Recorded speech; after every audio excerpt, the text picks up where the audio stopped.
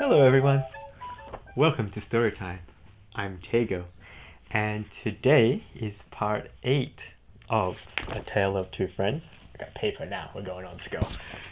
And if you recall, in the last video, Cleo and Nisha saw something that made them think about their journey and about the monsters that they've met. And that kind of caused them to have a little rift.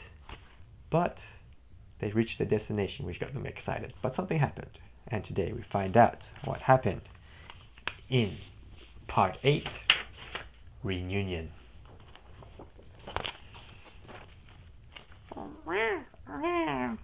Cleo said to Nisha.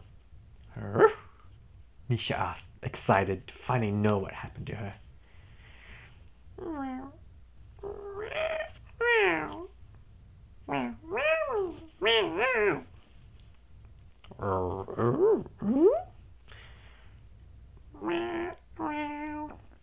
Nisha turned and smiled. Cleo looked at the path with many boxes that were now moving quickly back again. I want to avoid those, she thought to herself. She squinted her eyes to keep sight of the line and moved along in the opposite direction. Nisha followed behind her. Happy that she was now not in the lead, she took time to explore the surroundings. Everything was spacious, and she was happy. They continued following the wire for a while. Every now and then, it would wrap itself around a weird tree, but it would go straight. It would go up, and it would go down, but it would go straight. But then, it would wrap itself around a big tree that was near the forest and turn. But the wire did the same thing there too. Wire, weird tree, wire, weird tree, wire, weird tree, big tree, turn. They continued along the path until they heard a familiar sound. Cleo looked up. It was the path that she was trying to avoid. Nisha said, sensing that Cleo was a bit troubled.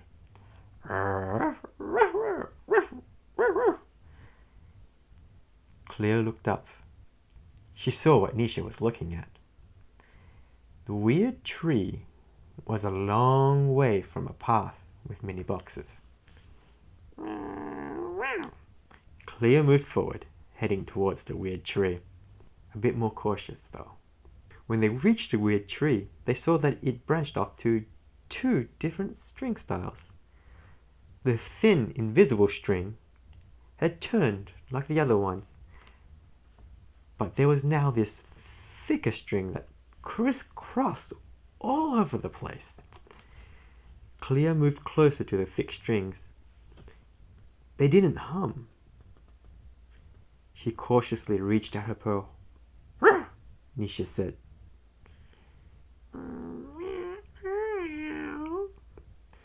Cleo said with a little bit of skepticism in her voice. However, she was a little bit scared, and she moved her paw towards the string. She closed her eyes and touched it. Nothing. She opened up her eyes and let out a huge sigh of relief. She turned to Nisha, smiling, a little cheeky smile.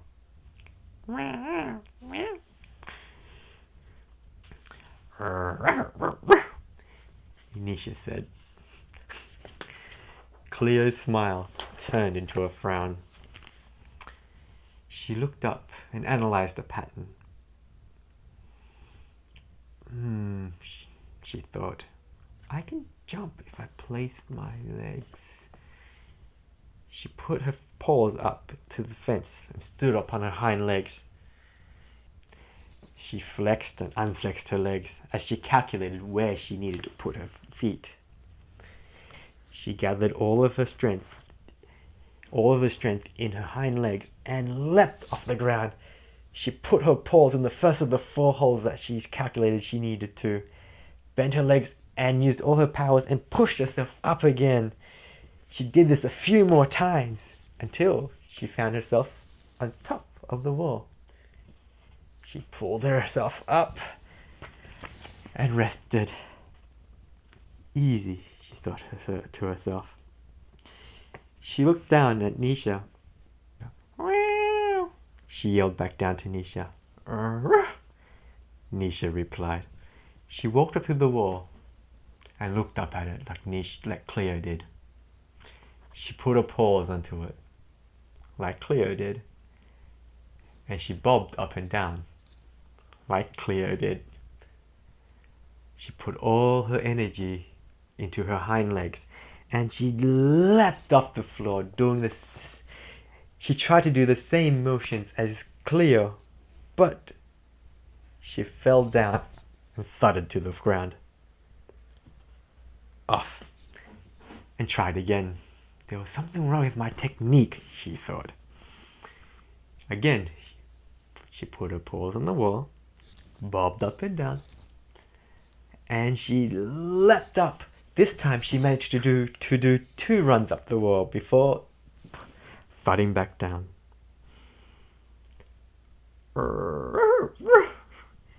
She said with a smile on her face and dust in her fur. Cleo smiled and leapt off the wall and landing gently next to Nisha. At that moment, Nisha caught a whiff of a familiar smell. She looked in the sky and saw a fresh splash of yellow and green floating in the air. She said excitedly and ran along the fence. Cleo followed her. The colors seemed to be coming around the buildings. They ran as fast as they could. The colors started to get brighter and brighter until they saw something that they didn't want to see. It was a box and a monster. They were too excited. They kept on continuing running around the building. They saw 2 more monsters holding 2 boxes. It was the boxes that was releasing the familiar colors.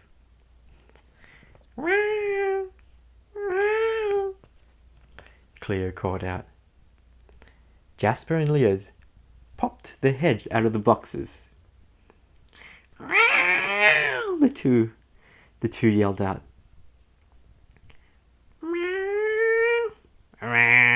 Jasper called out. This caused Cleo and Nisha to pause.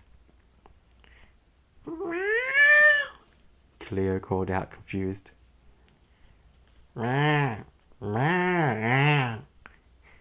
Leo said back.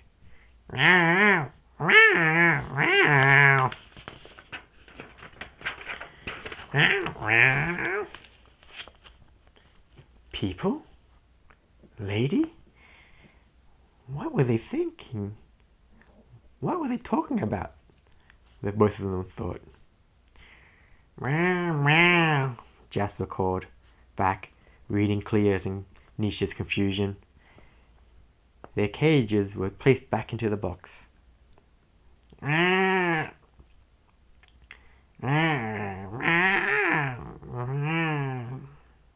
The door was closed, and the humming started to come from the box. The box moved slowly down the path and disappeared with the other boxes already there. Cleo and Nisha, who tried to follow the box, stopped once they lost sight of it in the sea of other boxes. Cleo turned and buried her face into Nisha's fur and started to cry. Nisha moved to her hind legs and wrapped her front legs around Cleo. They stayed this way until Cleo broke away. She said softly with a slight sob in her voice.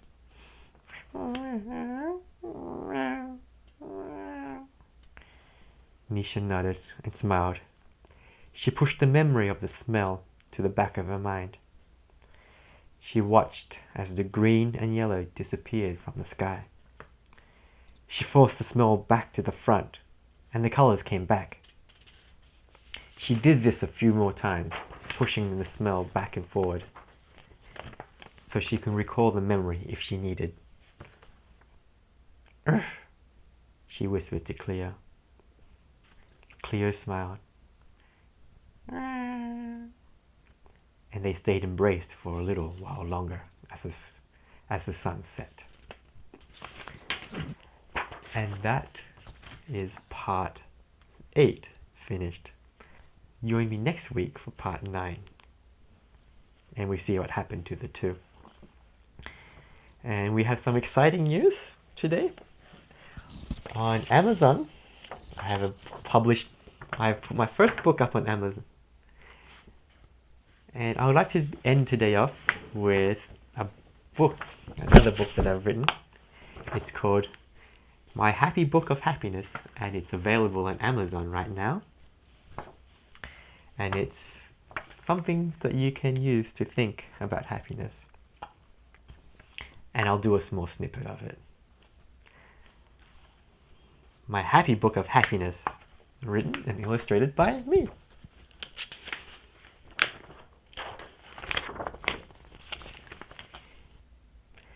These are the things that make me happy, even on days that I'm feeling crabby. And in this book, I will share some with you, in the hope that they will make you happy too.